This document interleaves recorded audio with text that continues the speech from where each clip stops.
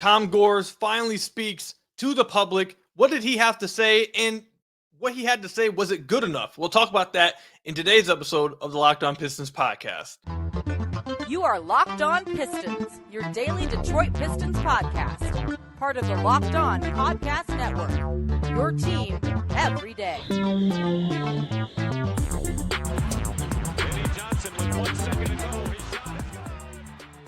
What's the deal? Welcome back to another episode of the Locked On Pistons podcast. Per usual, I'm your host, Kuka Hill. You can find me over on Twitter at Kuka Hill. I want to thank you guys for making Locked On Pistons your first listen of every single day. We're free and available on all your podcast platforms. If you haven't already, head to the YouTube channel at Locked On Pistons. Hit that subscribe button or leave us a 5-star review or whatever podcast platform you're listening to this on. It's another great way to support the podcast. And I want to say Merry Christmas to all of you guys. I hope you guys had a great Christmas. I'm actually recording this at 2 p.m. on Christmas Day. I'm going to try to get this posted before the end of the day. I wanted to have a Christmas episode out, but I was busy last night with family. So if not, this might be posted the day after Christmas. Either way, Merry Christmas to all you guys. Hope you guys had a great one with family, friends. Hope you guys had a great time. Over the weekend, though, Tom Gores finally spoke to the public. He finally spoke to Pistons fans, to the Pistons media. Was what he said good enough? We'll talk about everything he said. Later on, we'll talk about how soon should we be expecting changes, and will the Pistons avoid the all-time losing streak that's right around the corner this week? We'll talk about that too. But obviously the big thing is Tom Gores. We had been waiting, everybody, not even just in the Pistons community, just everyone across the NBA community, I feel like, was just waiting to see when would someone in the Pistons organization speak up. Say something about what's going on, whether it be Weaver, whether it be Arntellum, whether it be Tom Gores. Somebody had to eventually speak up, and Tom Gores did. And I'm obviously not going to read every single answer he gave and, every single question he was asked. Just going to highlight some of the things that I thought were interesting. So obviously the big thing that he said in this was there is going to be no changes right now to the front office and to Monty Williams. That Monty Williams is staying, Troy Weaver, Arntellum, those guys are staying. They're not going anywhere. You guys remember, I believe last week or 2 weeks ago, I said by Christmas Day, if there were not changes, I was going to come on the podcast and ask for people's jobs. This is what I'm going to say to you guys. I'm not going to come on here every single day and say, fire, fire, fire. But this is what I'm going to say to you guys right here. I do not believe Troy Weaver should still have his job. I don't think Arntellum should still have his job. I think there should be a serious question about whether Monty Williams should still have his job. I stay true to it. December 25th, I don't think these guys should have their jobs. But with the owner coming out and openly saying they're not going to be losing their jobs, I feel like now it's a waste of time now to be coming on here saying, hey, these guys probably shouldn't have their jobs, because Tom Gores basically told us they're not going nowhere. So it's a waste of time now. I thought beforehand we might see some change, but Tom Gores made it clear they're not going anywhere. Do I agree with that? No. I think at this point, I don't believe Troy Weaver probably should have his job still. I don't think Arntellum should probably have his job still. I think Monty Williams, yes, in his first year of a long deal, should be heavily on the hot seat, but it doesn't look like that's going to be the case with Tom Gores.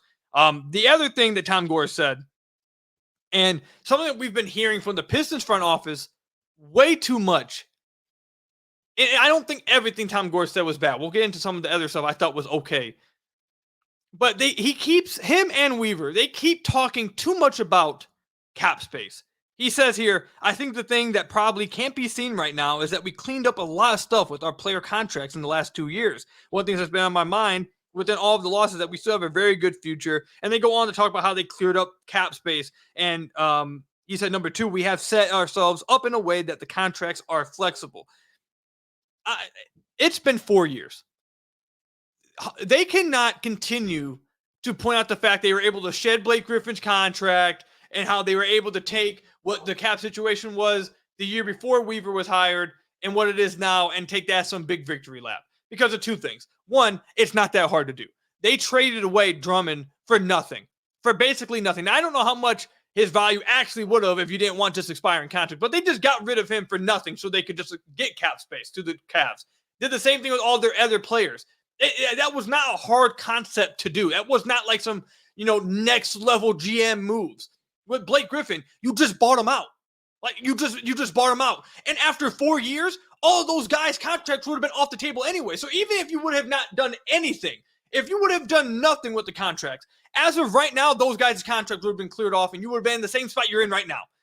Like, getting off those salaries were not some big, crazy move that you did. That was not some big victory lap that they can't continue to take right now. Because the whole point, and moving on to point 2, of creating cap space is to do something with the cap space. And they've chosen to do nothing with their cap space. This past offseason, they chose to quite literally do nothing with their cap space. They have how much, we've talked about many, many times, what their salary, yes, they don't have long-term salary, okay?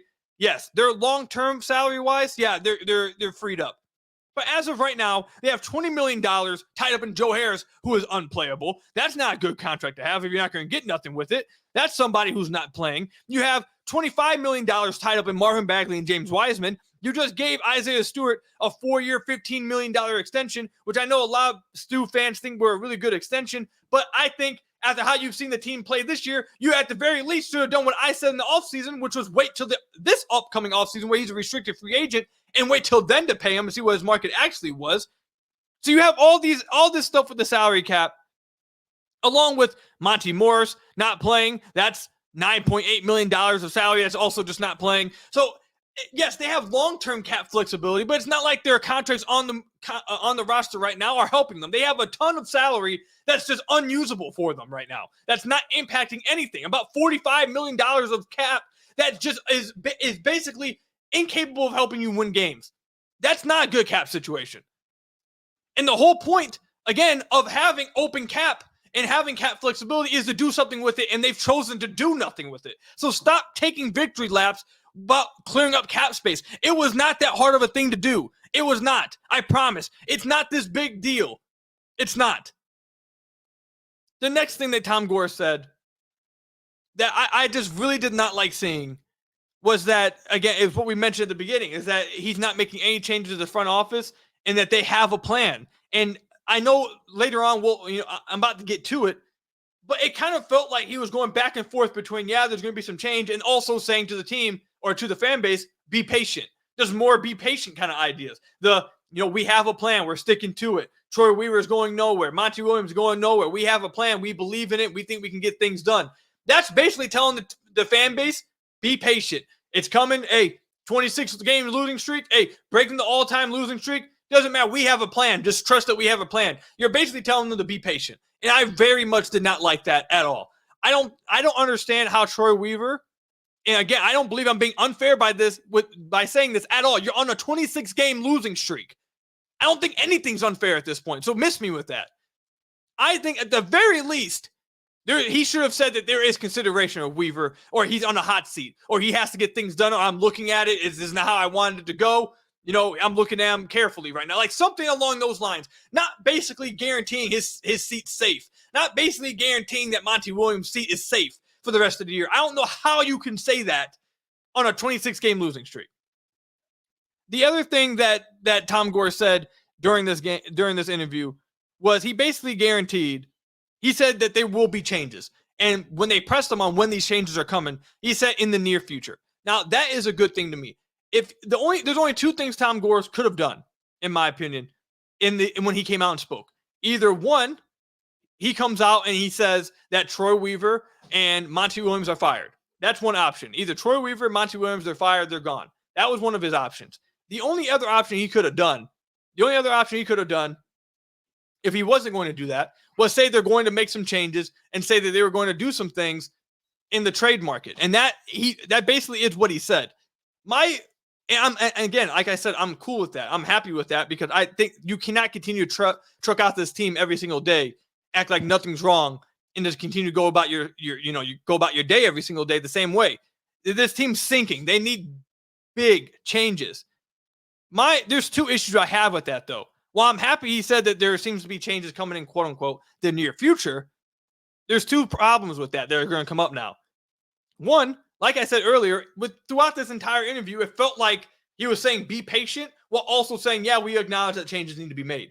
So I don't know if near future means within the next few weeks before the deadline? Or could he just be actually saying, yeah, near future means this upcoming offseason, just be patient. We have a plan. This offseason, we're going to do some things, but you're just going to have to stick it out for the rest of this year.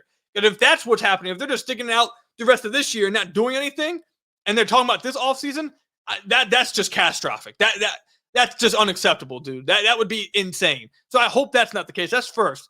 And second, which is a point I've had many listeners and many fans point out to me, which is a very fair point. With what Weaver's done to this point, why should fans trust him to be the one that makes this big game-changing move before the deadline? Why should fans trust that he's going to be able to go out and make a deal that's going to help this team, not just now, but help them out moving forward? How can they trust him to do that? The last trade he made was Saddiq Bey for James Wiseman, and James Wiseman's not playable for the Pistons, and Saddiq Bey has found a role where he's just a spot-up shooter, and they're not asking him to do all this other stuff, and he's playing really well. We don't need to talk about the Bruce Brown trade. We don't need to talk about the Luke Kennard trade. We don't need to talk about how they gave up a first-round pick to get Isaiah Stewart. We don't need to talk about all those other moves. We all already know that happens. So I think that's a very fair point to bring up. One, are the moves even going to happen before the end of this season? Can they try to salvage anything? Or are they just going to make us wait again?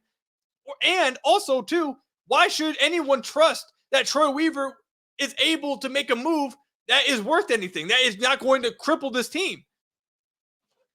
Both points are fair.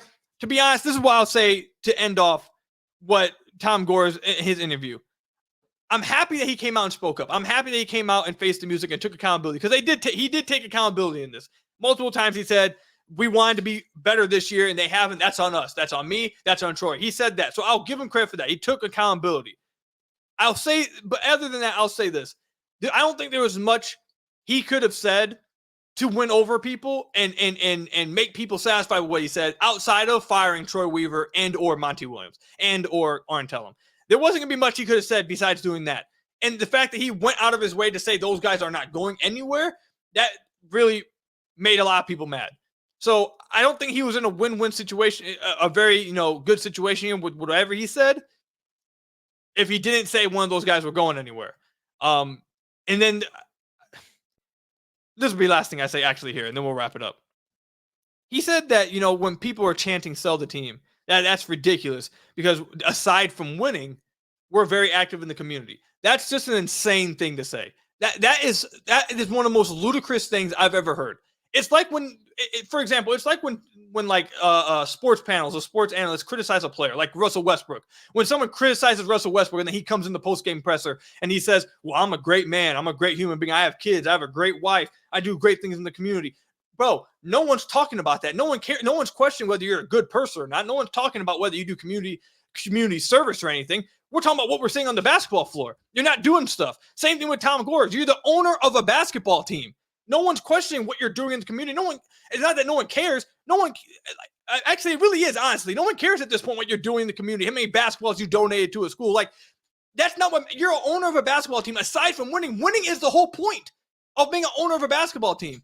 So you can't say aside from winning, I'm doing my job. No, you're quite literally not doing your job. So that right there just ruined the entire interview. I could not believe he said that. Aside from winning, bro, that is the job. That's the purpose. You're supposed to build a winning program, especially for a franchise with a decorated history like the Pistons. That is literally the whole point. I couldn't I couldn't believe he said that. That's crazy. But whatever. All right. When we come back, how soon should you guys be expecting change? We'll talk about that in a minute. Stay tuned. First, you guys got to hear from some of our sponsors.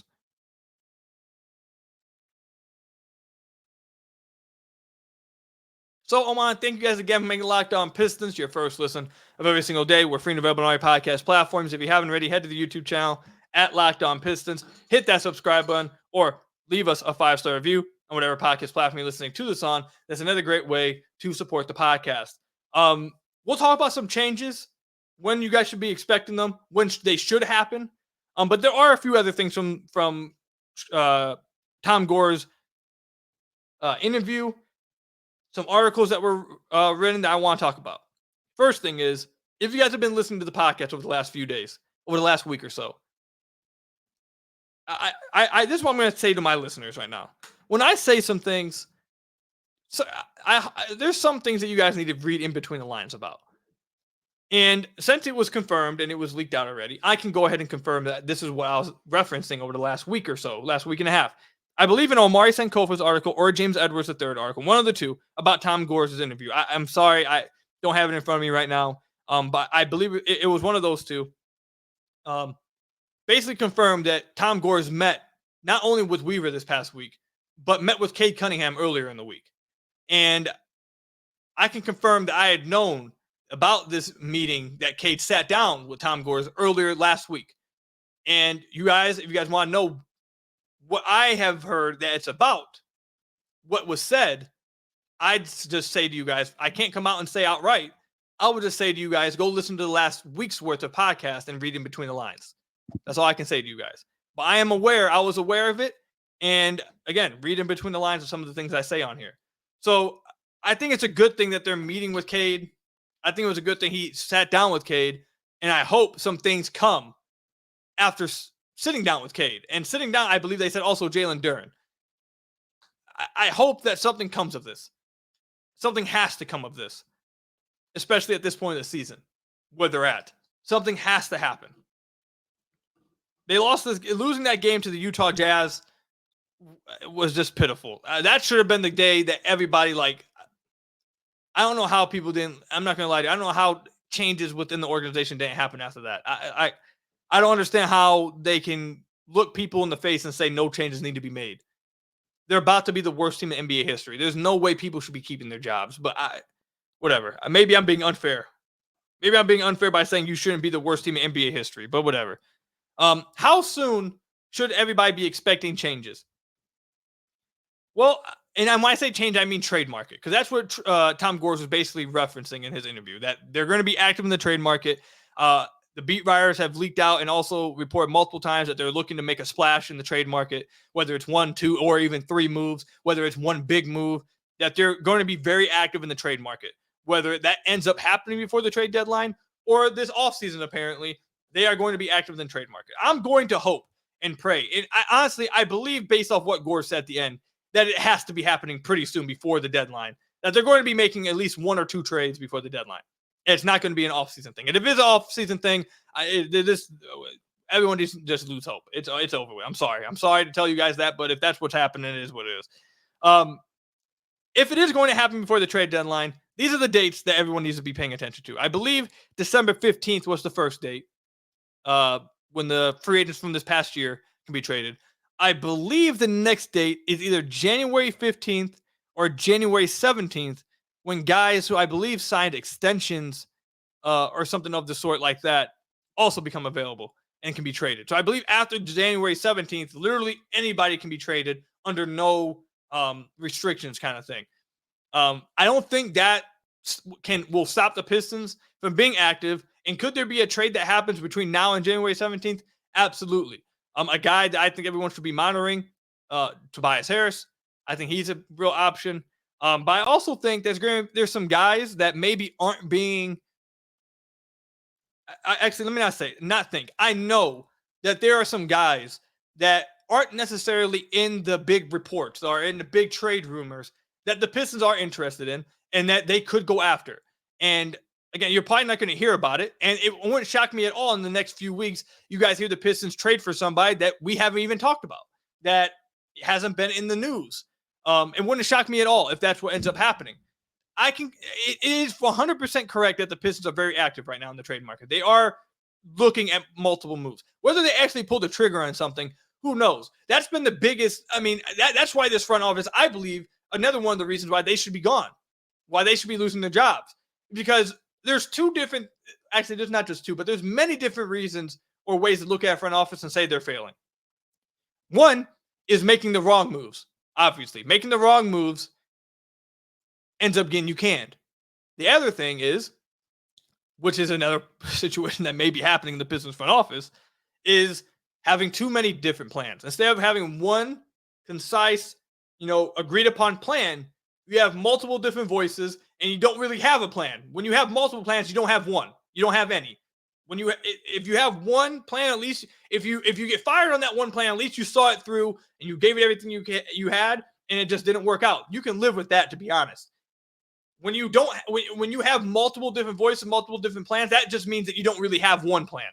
And I think that's a scenario that the Pistons could be dealing with. I know Tom Gores came out and said in this article that it's just him and Troy who have any voice with things. It's cap. That's just straight up cap. Arn Tellem has some say in some things. That's just straight up cap. That's not true.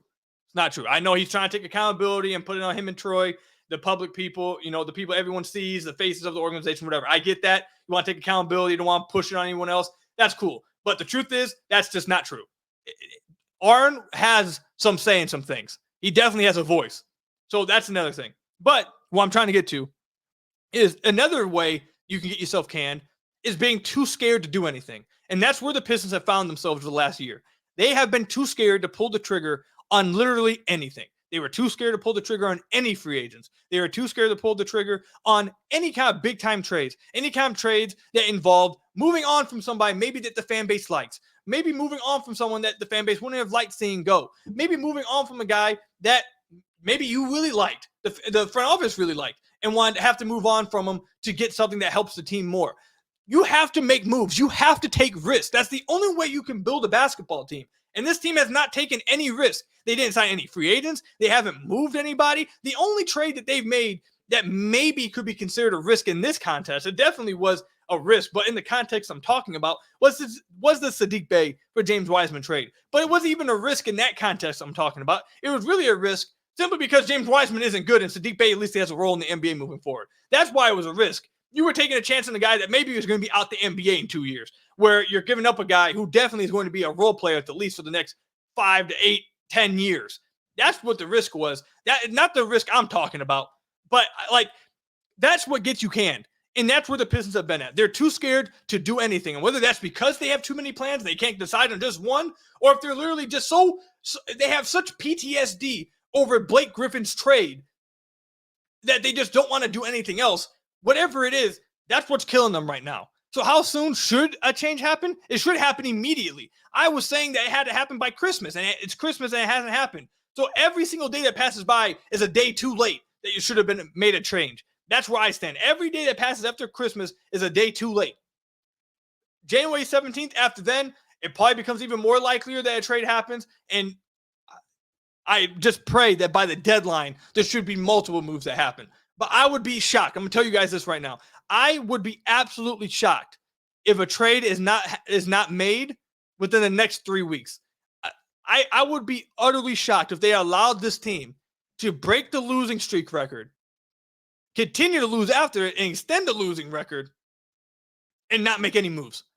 I would be, and maybe I shouldn't be shocked because they let it get to this point without making any trades. But after what Gores said, saying in the very near future that changes were going to be made, along with the fact that they're facing history in its eyes right now, I would be utterly shocked if they did not make any moves within the next 3 weeks. 100% before the deadline, but that's too late to make one. That's way too late to make one. Within the next 3 weeks, even that's late. But I think that has to be the time frame when you make a move. Something has to happen soon. Soon. So that's where I stand with all that, man. There's a bunch of other things said in Tom Gores' interview. You guys definitely should go check it out. Read either Amari Sankova's article on it with the Free Press. You can read James Edwards' third article on it with The Athletic. Definitely check those out. That's all I've got on it, man. It's just a terrible, trashy, crappy situation the Pistons are in right now, and it's sad. It's sad that it seems like that there's going to be nothing done right now to anyone, to the people who put this product on the floor. I could understand coming out and saying this after a 10-game losing streak, a 13-game losing streak, a 14, 15-game losing streak. You're facing the chance of being the worst team in NBA history. There's no reason why your owner should come out then and guarantee the safety of people's jobs when you're potentially being the worst team in NBA history. There's no way. That's crazy to me. That's just crazy. I don't care what plan you had. The plan you had is not working. It's crazy. When we come back, will the Pistons avoid the losing streak or will they break the record? Making final predictions right here when we come back. But first, you guys got to hear from some of our sponsors.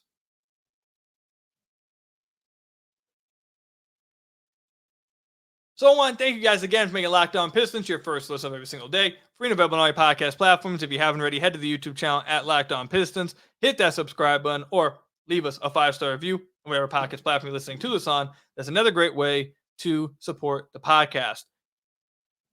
The Detroit Pistons, 26-game losing streak.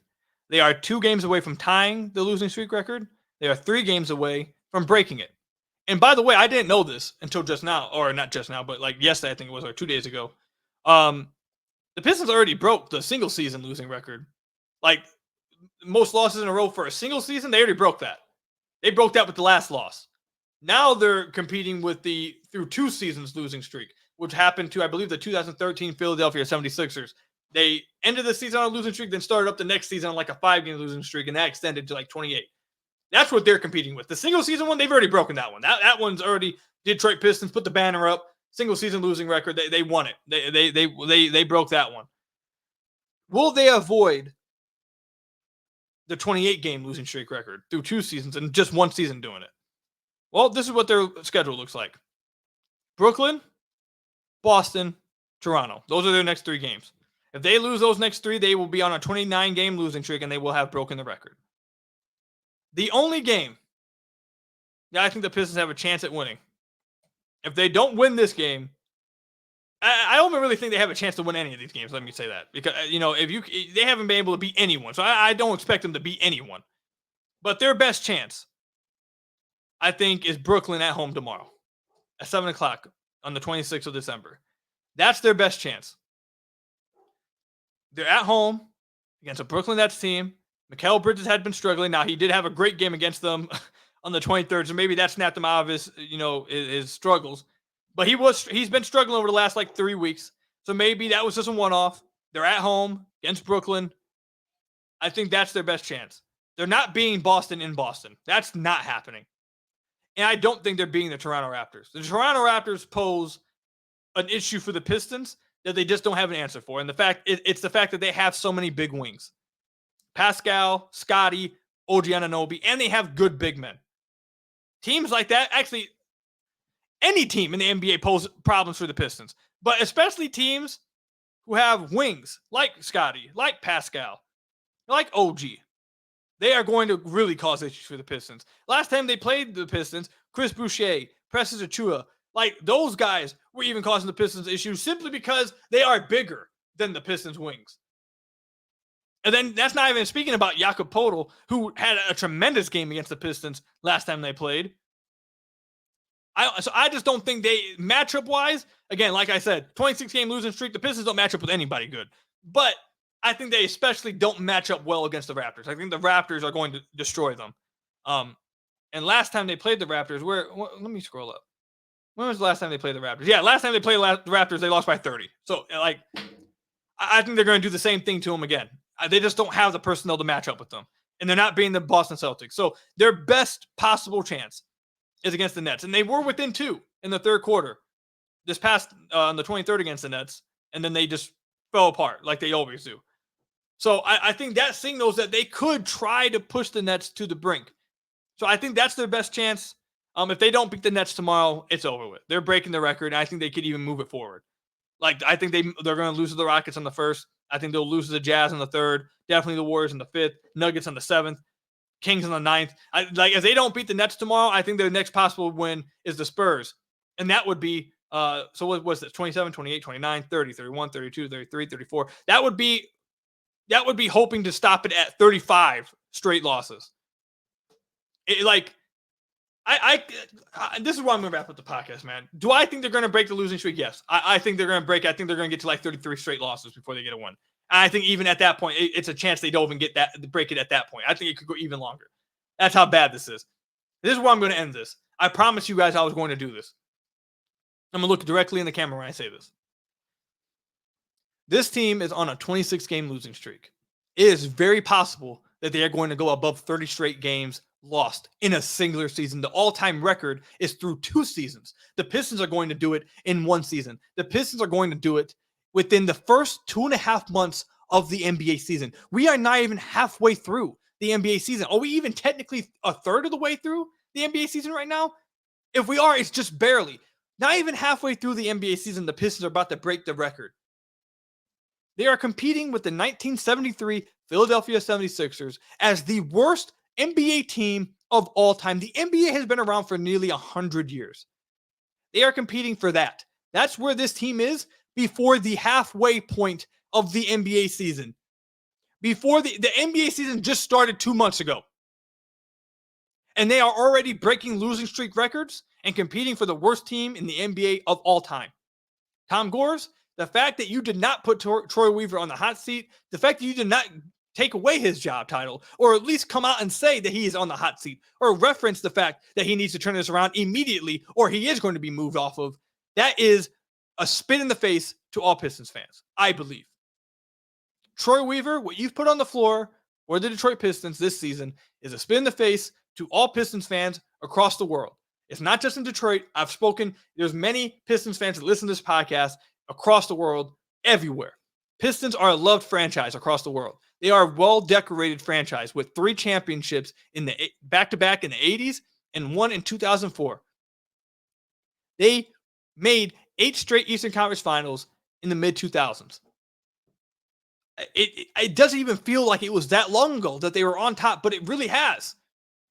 At this point, if 26 straight games is not enough to force a change, if breaking the losing streak in a week is not enough to force change, if getting to 30 plus losses in a row is not worthy of making change, if competing with the worst team in NBA history with the 1973 Philadelphia 76ers is not enough to force change, I want you to tell us what is enough to force change. And lastly, why should any of us, anybody, not just fans, people who cover the team, why should anyone give a single damn about anything you do with this team? Why should anyone care about this team or anything that they do? Win, loss, trade, signing, anything. Why should anyone care at that point?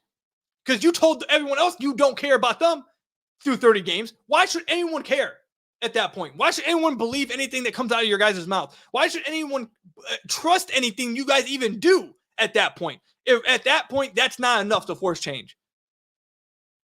If that's not enough, what is? What is? And why should anyone care at that point? I'll tell you this right now. All Pistons fans listening to this podcast, this is what I'll tell you guys. If this thing gets to January 1st and no changes have been made, the Pistons have broken the losing streak, and they get to 30 straight games lost, you guys should not tune into a single Pistons game the rest of the year. You guys should not purchase a single Piston ticket for the rest of the year. You guys should not watch a single game for the rest of the year. And Tom Gores said in his interview, last thing I'll say, he said, don't take down the players, show up to the game still, support them, take it out on me. Nice one, slick. Showing up to the game and paying those tickets is not helping the players. The players are going to get paid either way. That is directly helping the franchise. That is directly helping the ownership. That's not anything to do with the players. Don't show up to any games. Don't watch any games. If they don't make a change by January 1st, or actually, when is it they can break the losing streak? The 30th. Yeah,